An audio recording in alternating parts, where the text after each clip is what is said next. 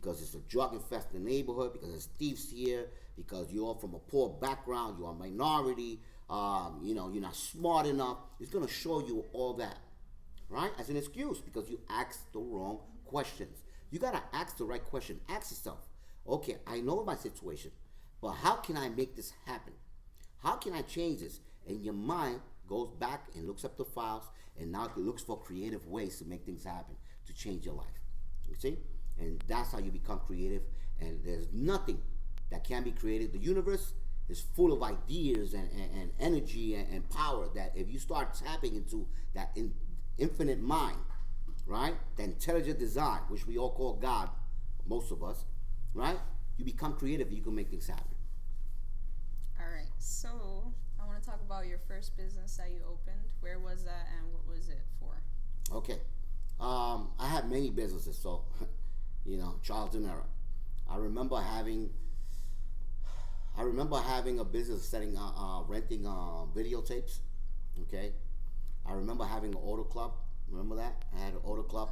And people used to come over and compete, and I used to charge them at the door, and we would have a party, and I used to pack that place up, I remember having that. As a matter of fact, that's what got me started, because then when I started by renting a place. I took a chance. I rented that place, and then I didn't have money for the pool tables. It was very expensive, the jukebox, right, video games.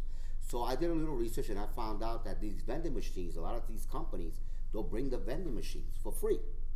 And then what you make is go 50-50, because you're providing a place, right, where they could put their machines, and then you bring in the customers, you're renting, you're paying for the rent, the light, and then people use it, and then it's 50-50. They'll bring the coin machine, jukeboxes, video games, pool tables. So that's what I did. And honestly, because of a auto club, I started making a lot of money. I used to have competition, different trophies for different sides, best bass sound, right? Best car, fastest, we had it all. So that created a lot of competition. A lot of people used to visit us and make a lot of money. Unfortunately, after starting making a lot of money, we used to bring in so many people that sometimes we have riot gears, cops coming, because that's how many people I used to bring. I'm talking about 300 or 400, I kid you not. Yes, because we used to have a log from different auto clubs. We used to log down how many members they have, because we also used to give a trophy out for the most rep. That means most club, most represented with many members. So they will get a huge trophy. So every auto club used to come by, right, and they wanted to compete. The most club that drank the most beer, that was a good one, because then they all drank a lot of beer, and I made them racking up with money, right? So I had creative ways that I make money. But unfortunately, I used to bring in a lot of people. The owner, it was a one-family house with a business, right? Store was a mixed use, and the owner wanted us out. And I was doing money, but I was spending a lot of money. I was investing a lot into the business. Like I bought neon lights all throughout the windows and I used to call the club. I bought a lot of things, so I did not leave nothing for savings. Unfortunately, after a while, he wanted me out, all right? And I didn't know nothing better. My lease was only for 1 year, so remember, if you're gonna start a business, you gotta have minimum 5 years. It's a risk you take, guys. If you're really that serious, have 6 months of savings, very minimum, right? So have startup costs, but you gotta have at least 6 months of reserve. So I started the business again, and then he wanted me out, and I'm like, what am I gonna do now? It was really like 8 months into it. He took me to court, and the judge gave me 3 months to vacate, right? At the end of the lease term, so it was actually 9 months, right? So I'm like, what am I gonna do now? I started this great business, and now they want me out.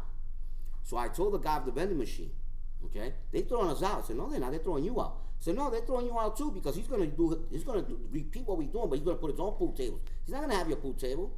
So that's when I got creative, and I was kind of shy, embarrassed. Remember, I come from humble beginnings. None of my family, said maybe one uncle, had money at the time. And I asked him, he said, I did it on my own. You be creative, you do it on your own. That's the help he gave me, right? That's not what I wanted to hear. So I said, what am I gonna do now? And he pointed me out, my uncle, to a building that was selling in the corner, 592 Bushwick Avenue, right? And I'm like, when I told my family, my friends, there's words I can't use now, because back in those terminologies when I was growing up was known, but the N word, right? I said, you're from Bushwick, you're from the ghetto, you're not gonna buy that building. That building is $200,000 at the time, 200,000 guys, 1998, 1997 actually. They was like, that's like having, I kid you not, $1 million today, the buying power, okay? So, like, you're not gonna buy that. How you gonna buy it? You're from the ghetto. You see, again, negative reason, because they seen 200,000. But when you are creative, I thought, okay, I don't have 200,000, but how can I get that building? Then I found out about, for example, an FHA program is called 203K loan, which allows you to buy a house, right, and renovate it. Okay, so it looks at what the after repair market value is. So they will lend you the money, please the phone.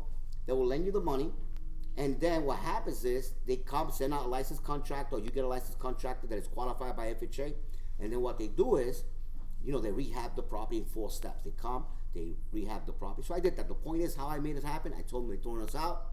Can you lend me $8,000? And then he's like, wait a minute, George, $8,000. Look, I'll put your pool tables in my place, jukebox. We making money, right? I'll give you a 2-year contract. Because they had no money. Because I asked everybody, nobody had money. I asked friends, I asked family, nobody had money.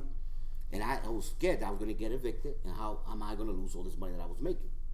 So what happened was, at the time, my wife and I, we were saving. I remember eating sandwiches, peanut butter and jelly, saving, right, to make that happen, and she worked as well. So we were doing that, saving that money plus whatever the business was making. And no matter what, he lent us the $8,000, which was the earnest money, the down payment on the property. But he first wanted to see the property, and I was scared because I knew I was getting a great deal in that building. If I show him the building, okay, I was scared that he was going to actually buy the building himself. You see what I mean? So I said, okay, I'll get back to you a week later. I'll get back to you next week. And I tried, asked everybody. I couldn't get the money. And the guy, I thanked the guy, because the guy's a Caucasian guy, by the way. And, us minorities, we were growing up, I was like, but the guy actually came through and lent me $8,000. And I honor my word. I went, bought the building. It was a long process I'm not going to get into, but I was able to buy the building. At the closing table, I got $6,000 back. I gave it to him. And then through the pool tables, selling back and forth, I was able to pay him back the $2,000. Right? But I bought the building. I used to do construction. I rehab. Besides the contractor rehabbing the apartment, I rehabbed the business myself. I rehabbed the basement. And I was able to buy a property. Think about it. With no money down out of my pocket, except for $1,000 for the real estate attorney. Right? Because the money was borrowed. $8,000. Right? For the pool tables. To bring in the pool tables. A contract, 2 years. Creative financing. I was able to buy the property at $199,000. We brought it down to $148,000 because of its violations that it had. And we rehabbed the property. But that property, I turned around and sold it close to $500,000. With $1,000 out of my pocket for attorney fee, look at your return on your investment. $500,000. And from there, my real estate business took off, because then I got my own home, custom built.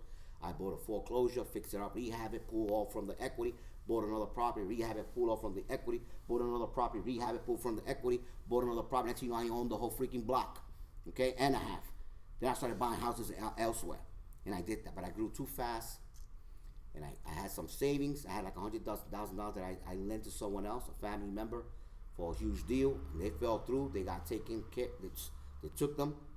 And then I ended up having like a little bad luck at the time, honestly. But I bought too much and I overextended myself. So lesson learned. Leverage is good. Leverage helps you, but don't overextend yourself. Okay? That's good to know, and that's a good point to bring up. I want to say real estate is the number one way of wealth building. That's right. You don't have to be a real estate investor. You don't have to be a real estate agent. All you have to do is become a homeowner. It's as easy as that. You shouldn't be renting and throwing away your money. You should be earning equity, earning that residual income. Do you want to add to that? Absolutely. I'm one of the number one wealth builders for minorities, by the way. Minorities, Black, Puerto Rican, Latin, minorities, right? Low income individual is real estate. Number one. You buy a property, builds up in equity, you pool the equity, and you go buy an investment property, right? The investment property, they use up to 75% of the potential rental income. So that offsets your debt to income ratio. You buy that property, you rent it out. That property, remember, it appreciates in value. And the person, the renter paying the rent, is reducing the principal balance, what you borrow and owe. So not only are you reducing the principal, but also the equity is going up because houses appreciate. Okay? On average, houses have appreciated about 4.5% to 6%. I mean, even with real estate market crashes, if you go back 100 years trend, houses double every 10 years. So this is why I know right now that we have a great appreciation of real estate. It's going to keep continuing because on average, houses double every 10 years. So if you buy property and it's doubling, and then you borrow against the equity, and you turn around and you buy another property, you keep growing. Just remember, don't do what I did, right? Don't overextend yourself. Leave something for an emergency, for contingency. So if something should go wrong, you have that backup. I mean, in New York, I had so many properties, and then when that happened to me, when I lent out that money, didn't have it, I got hit. I was born and raised in New York, never seen a hurricane or tornado. I got hit with both. Hurricane, tornado. One of my tenants put a candle in the basement, and they had the stairs had rug, and the house caught on fire. The insurance was not going to pay because I had an illegal occupancy in the basement. So I saw it all. It was like a little funny, and I went through that. But I made a lot of money, and to this day, I'm still benefiting from some of those properties, even though I'm liquidating a lot of those properties. But now I'm here in the state of Florida, moving up again. Right. So stay consistent, invest in real estate, don't give up. Be positive no matter what happens. If you have to go on YouTube video, something I do want to say. We are a program. We are programmed from what we hear, what we see, what we learn from our communities, our ministers, pastors, and all that. We are, a programming of that. Yeah, we get brainwashed from You our get brainwashed ecosystem. Exactly. So, think about this. If you know there are millionaires out there, there are many great investors, millionaires, and they write books, right? Think about how the biological system works, right? It's an energy in their mind, right? And all that energy, those thoughts from a powerful person, powerful mind, is putting into writing a book. Read books. Because now you're absorbing a lot of that energy into yourself. So you are what you put in, right? What you eat, right? What you eat, what you see, what you hear, okay? What you feel, okay? So you are the average of 5 people. Your 5 closest friends, you are an average. So change your averages, change who you surround yourself with, and at the same time, change your programming. Go into positive information, read books. By the way, YouTube has a lot of great motivational videos. We have YouTube now. Go to YouTube, listen to those videos. That's going to change your programming, and that, I assure you, is going to change your life. Thank you. All right, I think that's all. I just wanted to show everyone that, especially coming from your background, if they're living in the projects, or even if they just don't like the situation that they're in, there's always a way out. You just got to keep pushing. Like he said, keep pushing until you break that barrier and you're over the top of the world. That's right. Don't give up. Stay the course. You could make a difference. Believe me. I did it. And life, listen, life is cycles. You have winter, spring, summer, and fall. You might be in the winter situation right now, right? Okay? But if you continue and stay the course, remember, it will be spring, right?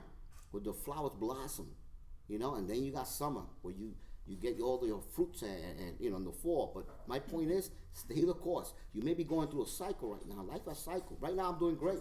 I could not know what's going to happen, a years from now. I might be in another cycle, and it may not be good. But stay the course. Be positive. Because if you're going through something right now, right, a winter, if you stay the course, hang in there, it's going to get better.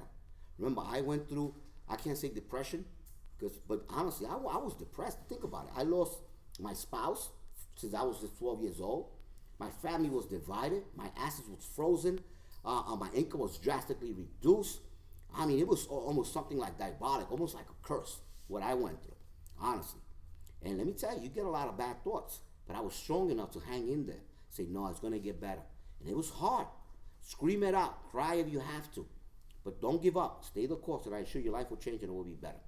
Okay? Thank you. All right. I think we're all set. Thanks, Dad, for doing this interview with me. And yeah, thank you for watching. I hope that you can get a lot of hope, and I hope there was some value in this conversation for you.